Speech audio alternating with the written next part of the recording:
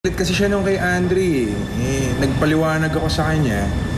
Nabanggit ko yung tungkol kay Abigail. Bakit? May problema ba? Well, wala naman. But I think Andre needs to know about this. Nandito siya ngayon. Teka. Hello, D. Anong ginagawa mo dyan? Ba't magkasama kayo ni Miko? Oo, nandito din siya sa kasal. Ano yung problema sasabihin mo? May nang-blackmail ulit eh. Malakas ang kutob ko na si Egay yon. Si Egay? Hindi naman siguro. Wala na akong ibang suspect kung hindi siya. Anyway, wag mo nang problemahin yon, ha? I'll take care of it. So ano, nagkaayos na nga kayo ni Miko? Nagkaayos na kami. That's good. Basta walang kasalan, ha? Sige na, D. Basta balitaan mo ako, ah. Sige, Dre. Sa palagay mo, si Egay nga kaya yun? Hindi naman ako. Hindi rin naman ikaw. Sino pa ba kung hindi siya? Lagi kang naririnig na kumakanta yung bata kahit 10 oras na ng gabi. Minsan, nang umiiyak, akala ko nga dati may nagmumulte. Yung pala si Rose Ann lang. Hindi niyo ba naririnig na pinapagalitan o pinapalo yung bata? Hindi masyado eh, pero minsan tumatambay din sa labas yung anak ko. Ang sabi, nakikita niya, hinihila ng tiyan sa buhok si Rose Ann. Pwede ba makausap yung anak niyo? Sige, tara, pasok ka. Ang alam ko, kinunan pa nga niya ng video yun eh. Halika, tara, pasok.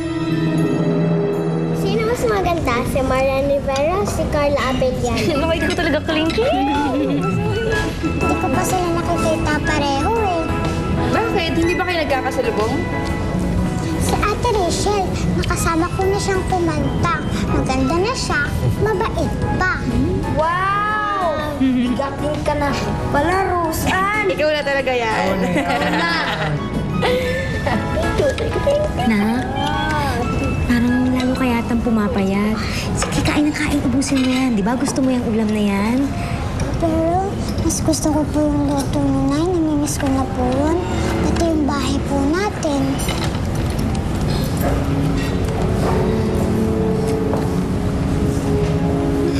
Konting hintay na lang, Nak. Hayaan mo. Magkakasama na rin tayo. Pangako yan. Sa bagong bahay na tayo titira. May kwarto ka na nga dun eh. Para doon kayo matutulog ng mga magiging kapatid mo. Bongga. Ano po yun? Meron na kayong bagong bahay? Narinig mo nga, no? Wow! Mayaman na po kayo, Lola si Mami. Lola ka dyan. Hindi lang mayaman. Mayamang mayaman. Ay! Ikaw ko! Hindi ko ipapansin kita si Mama. Gusto ko pa rin po yung lumang kwarto ko. Gusto ko pa rin po yung lumang bahay natin. Ayoko po ng iba.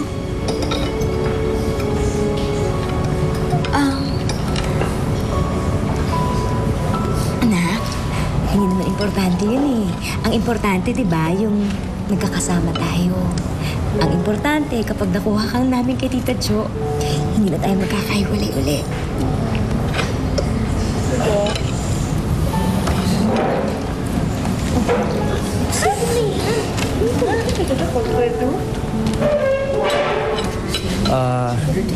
Remy, Rosan, excuse me ha, pero kailangan nating umalis.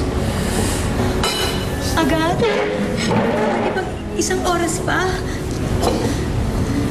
Naku, Remy, hindi pwede dahil kailangan kasing mauna si Rosan kay Joe. Kung hindi, malalagot na naman tayo niyan. Ayaw ko na po umalis. Ba't mo na po akong paalisin?